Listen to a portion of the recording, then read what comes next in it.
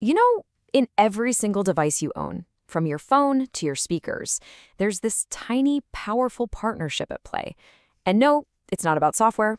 It's about two opposite little components working in perfect harmony. Today, we're going to decode what I like to call the two hands of electronics, the NPN and PNP transistors. So let's just dive right in, because you might be asking, why two? Why not just have one really good type of transistor? Seems kind of redundant, right? Well, as we're about to see, having both isn't just a good idea, it's the secret sauce to all modern electronics. And this is the best way to think about it, truly. It's a brilliant analogy. I mean, sure, you can do a lot with just one hand, but for the really complex, powerful stuff, you need both hands working together, right? That is exactly what's happening on a microscopic level inside our gadgets. Okay, so first up, let's meet the more common of the two, the NPN transistor. This is our right hand. It's an absolute workhorse, and it is fantastic at one very specific job, pulling things down. This job is called current sinking. Basically, the NPN acts like a switch, but it sits on the low side of the circuit. That's the part that's connected to the negative terminal, or what we call ground. So when you turn it on, it just opens a gate and lets all the current flow out of the device and down to ground, completing the circuit. Simple as that. Now, what's really interesting here is the order of things.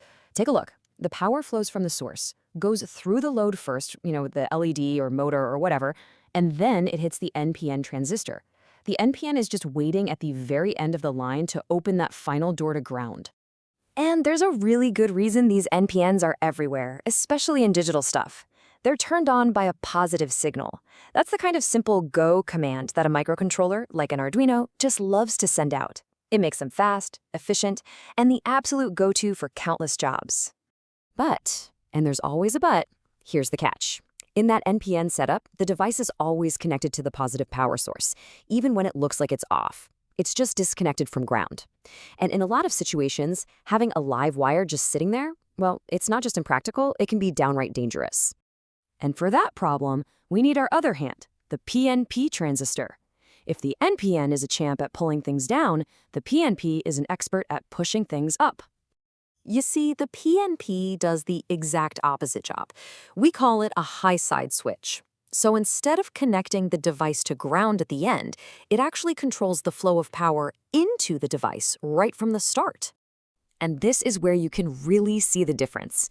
Here, the switch, our PNP transistor, is placed before the thing it's powering. So when that PNP is turned off, the load is completely, totally cut off from the main power source. It's truly dead, no volts running to it at all.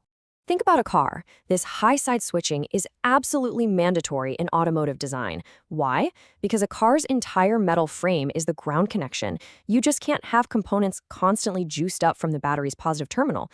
For safety, you have to switch the power on the high side, and that is a job for the PNP.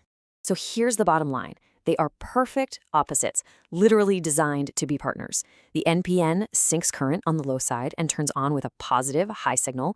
The PNP sources current on the high side and turns on with a negative or low signal. One pulls down, the other pushes up. Perfect opposition. So, what happens when we finally get these two hands to work together? Well, you get something truly powerful that neither one could ever do on its own. This is where that whole analogy really comes to life. So imagine you're building a speaker amplifier. A sound wave isn't just an on signal, right?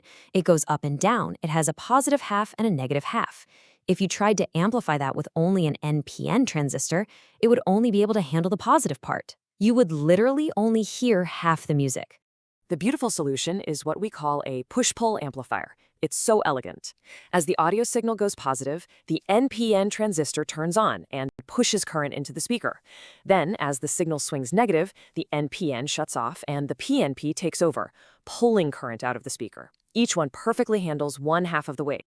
This beautiful teamwork gives you that full, rich, undistorted sound wave you're supposed to hear. But maybe even more importantly, it's incredibly efficient. Because only one transistor is working at any given moment while the other one gets to rest, the circuit wastes almost no energy as heat.